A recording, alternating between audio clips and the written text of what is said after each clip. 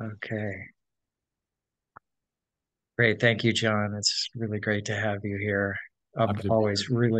always really appreciated having you at the center and wanted to ask you a couple of questions. You'll be teaching again next summer. And to jump in, like to start with learning a little bit about your background Sure. with Dharma and yeah. Yeah, no problem. Yeah, I mean, I've been dabbling in meditation since I was in college, which was a long time ago, it seems. And but I didn't really discover the Dharma until say 1996, 7 in there when I was kind of dealing with a lot of everybody comes right for there's something is happening and they're looking for a solution to whatever's happening in their lives. They're not a solution, but just something to hold on to. And in my case, it was just relationship mishigas, as we say, is a good Dharma word, just stuff. And I knew that there had to be something else. And, so I was actually in Colorado. Oh, no, it was before that. A friend of mine first introduced me to Thich Nhat Hanh's Miracle of Mindfulness. And then I was in Colorado at a conference at the Aspen Festival, actually, when I was back in the music business. And a colleague there had Stephen Batchelor's Buddhism Without Beliefs. And I found that book to be really helpful at the time. It's a very quick read. I went out and bought my own copy. And then in the back, there were resources. So I ended up going to IMS and then discovering New York Insight. Became quite involved at New York Insight and actually met a teacher through my involvement there named Matthew Flickstein, who was a wonderful teacher, a student of Bhante Gunaratana's, who wrote Miracle of Mindfulness. Who wrote Mindfulness in Plain English. And Matt was a longtime student of his, and so a wonderful teacher, Matt.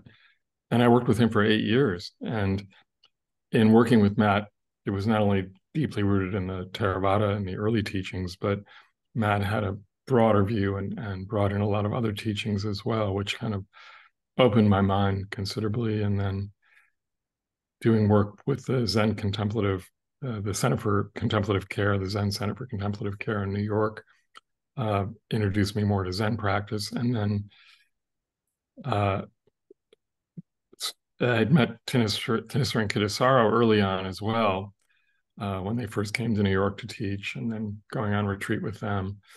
Um, and they, of course, have as you know, I know, have a little broader view than just the Theravada approach. Plus, my partner in life has a much different comes from a different tradition, so I find myself really interested in uh, multi-yanas, not just the early tradition, but the Mahayana for sure, Zen practice and Chan practices for sure, has sort of integrated into my own practice. And it's funny, I was listening to one of my favorite musicians, Rhiannon Giddens, who's a phenomenal singer, guitarist, a banjo player, and fiddle player, and just a faceted musician who's now the head of the Silk Road Project. So as we were listening to a concert of hers online, actually, my partner says, "Yeah, you're kind of like her. You draw from various traditions." And I really, it sort of struck me as like just the way things have evolved in my own practice. So yes, deeply rooted in the early teachings and always interested in the early teachings. And I teach at New York Insight on a regular basis. But even when I'm teaching there, I'm often bringing in some of the later traditions. So I find that really useful for myself and hopefully useful for others when I present and teach. When you were here last summer, we went and had lunch together, and we went to the Boulder bookstore on the mall, and you pulled out this book. You said, "Have you ever heard of Yogacara?" And you showed me this book, Vasubandhu's Three Natures, which I ended up buying and reading, and it was extraordinary. And I know that your some of what you'll be teaching in the summer is going to be connected to Yogacara, and that you'll be teaching with the author of that book. Yeah, yeah. So I actually used some of that last summer. I met Ben Connelly, who will be co-leading the retreat with me in June.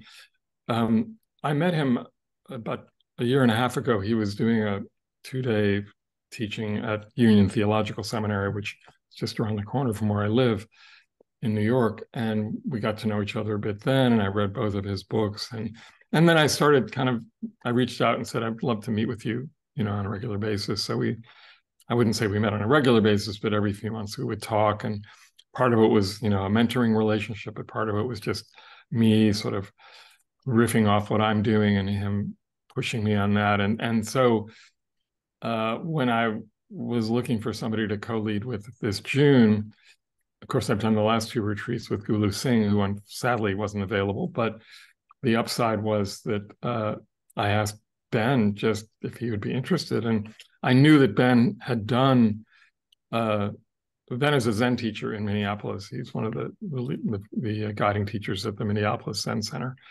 I knew that he had also done wilderness type retreats in Minnesota. So that was one of the things that, thought he might be interested in teaching at Armork. And he was delighted, he just had to get it cleared, mainly with his wife, that he could get away. And I'm really looking forward to it. And so the retreat we've called it Finding Your True Nature in Nature. So we'll certainly touch on the Vasubandhu teachings.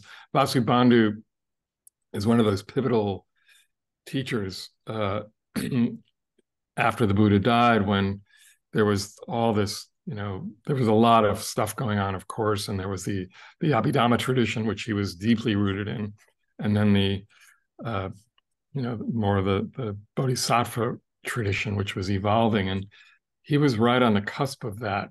And these Yogacara teachings are really, really fascinating, and it's a lot of it's based on really a clear understanding of the relative and the absolute, and how the mind works within those contexts and within those perspectives, and